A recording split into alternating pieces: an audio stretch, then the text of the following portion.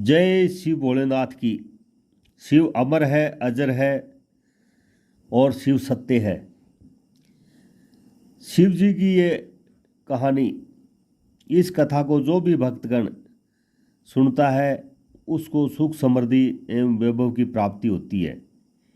जो भी भक्त शिव जी के अमरनाथ में जाने के प्लान बना रहे हैं या वहाँ पर जाने की सोच रहे हैं, उनके लिए भी इस कथा को सुनने से बहुत ही ज़्यादा लाभ मिलता है। इस कहानी के दौरान रास्ते में आने वाले स्थानों का पूरा विवरण है और पार्वती के द्वारा सुना गई ये कहानी बहुत ही रोचक है। जो भी शिव भक्त इस कथा को सुनते हैं उनको अगर बीच में छोड़ देते हैं तो शिव जी का अनादर होता है।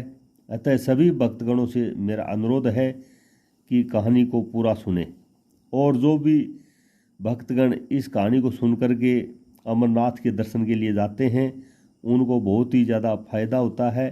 और जो भक्तगण अमरनाथ के दर्शन के लिए नहीं जाते हैं उनको भी इस कहानी से बहुत ही ज़्यादा सुख समृद्धि व वैभव की प्राप्ति होती है।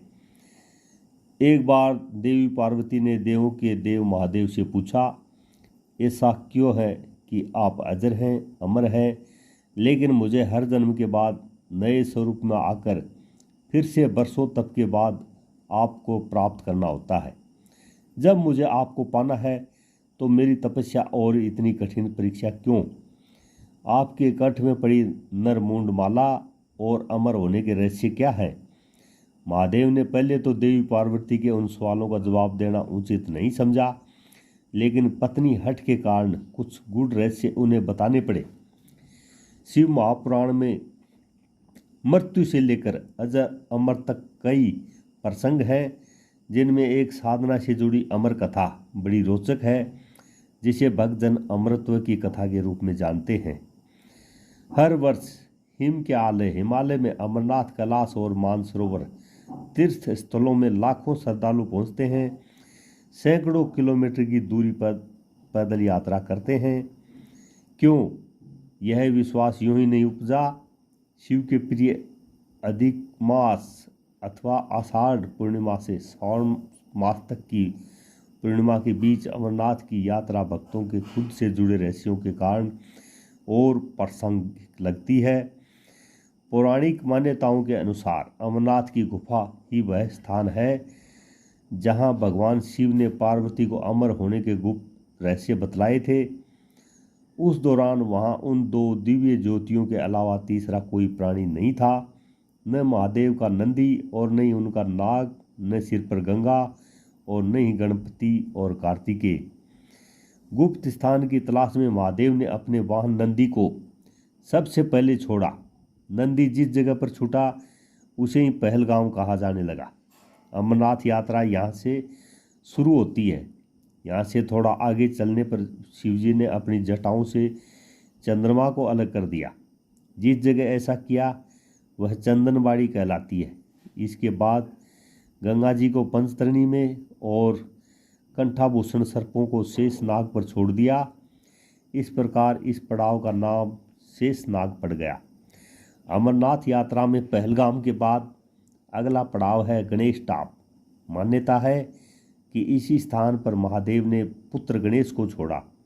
इस जगह को महागुणा का पर्वत भी कहते हैं। इसके बाद महादेव ने जहाँ पिस्सू नामक कीड़े को त्यागा वह जगह पिस्सू घाटी है। इस प्रकार महादेव ने अपने पीछे जीवनदायिनी पांचों तत्वों को स्वयं से अलग किया। इसके पश्चात पार्वती संग एक गुफा में महादेव ने प्रवेश किया। कोई तीसरा प्राणी यानी कोई व्यक्ति, पशु या पक्षी गुफा के अंदर घुस कथा को न सुन सके, इसलिए उन्होंने चारों ओर अग्नि प्रज्वलित कर दी। फिर महादेव ने जीवन के गुड़ रहस्य की कथा शुरू कर दी। कथा सुनते सुनते देवी पार्वती जी को नींद आ गई। वह सो गई और महादेव को यह पता नहीं चला। वह सुनाते रहे। यह कथा इस समय दो सफ़ेद कबूतर सुन रहे थे और बीच बीच में गूं गूं की आवाज़ निकाल रहे थे। महादेव को लगा कि पार्वती मुझे सुन रही है और बीच बीच में हुंकारा भर रही है। चूँकि वैसे भी भोले अपने मगन थे तो सुनाने के अलावा ध्यान कबूतरों पर नहीं गया। दोनों कबूतर सुनते रहे। जब कथा समाप्त होने पर महादेव का ध्यान पार्वती पर गया तो उन्हें पता चला कि वो तो सो रही है, तो कथा सुन कौन रहा था। उनकी दृष्टि तब दो कबूतरों पर पड़ी तो महादेव को क्रोध आ गया।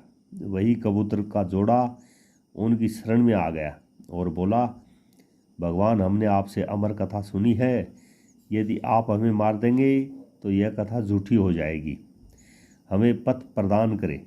इस पर महादेव ने उन्हें वर दिया कि तुम सदैव इस स्थान पर शिव व पार्वती के प्रतीक चिन्ह में निवास करोगे।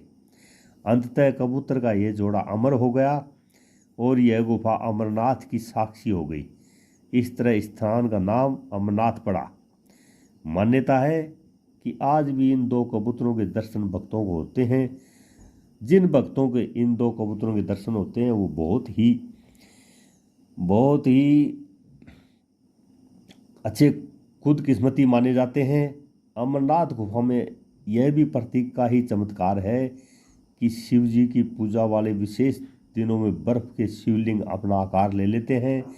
यहाँ मौजूद शिवलिंग किसी आश्चर्य से कम नहीं है। पवित्र गुफा में एक और माँ पार्वती और श्री गणेश के भी अलग से बर्फ से निर्मित प्रतिरूपों में भी दर्शन किए जाते हैं और शिव जी का एक तरफ अलग से प्रतीक चिन्ह दिखाई देता है।